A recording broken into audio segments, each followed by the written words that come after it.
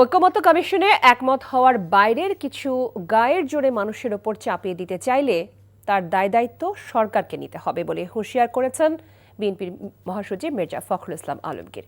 এদিকে ডক্টর খন্দকার মোশাররফ হোসেন বলেছেন, সরকারের চাপিয়ে দেওয়া কিছু মানতে দলগুলো বাধ্য নয়। পৃথক অনুষ্ঠানে তারা এসব কথা বলেন। ইফতেখার রেজার রিপোর্ট। ঠাকুরগাঁয় নিজের নির্বাচনী আসনের বেশ কয়েকটি ইউনিয়নে গণসংযোগের অংশ হিসেবে মতবিনিময় সভায় অংশ নেন বিএনপি মহাসচিব মির্জা ফখরুল ইসলাম আলমগীর। এ সময় তিনি বলেন, দিল্লিতে বসে দেশে অরাজকতা করছে শেখ হাসিনা। তারা দেশের সম্পদ নষ্ট করবে আর যে দিল্লিতে আরামে বসে থাকবে তাকে কি আমরা এই দেশে আসতে দিব? সাহস থেকে আসো, এই দেশের সামনে, জনগণের সামনে আসে রাজনীতি করো।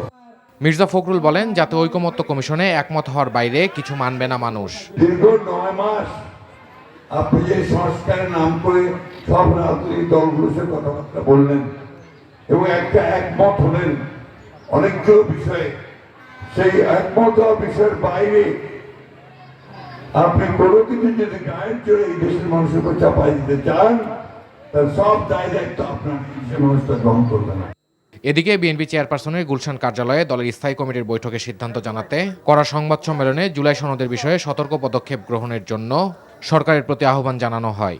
সরকারের সিদ্ধান্ত ঘোষণার ক্ষেত্রে যেসব বক্তব্য দিচ্ছেন তা বিভ্রান্তিকর এবং ঐকমত্যের ভিত্তিতে গৃহীত সিদ্ধান্ত অগ্রাহ্য করার শামিল।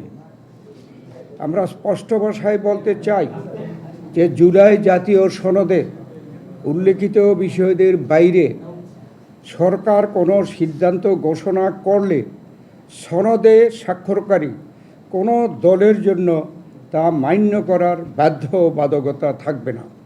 স্বাক্ষরিত সনদের বাইরে গিয়ে রাজনৈতিক দলের কেউ কেউ নতুন নতুন ইস্যু তৈরি করে অযৌক্তিক আন্দোলন করছে বলে উল্লেখ করেন বিএনপির নেতারা। সংবিধান গৃহীত হয়ে যাওয়ার পরে রাষ্ট্রপতির আদেশ জারির আর কোনো বিধান রইল না, সেটা বিলুপ্ত হলো।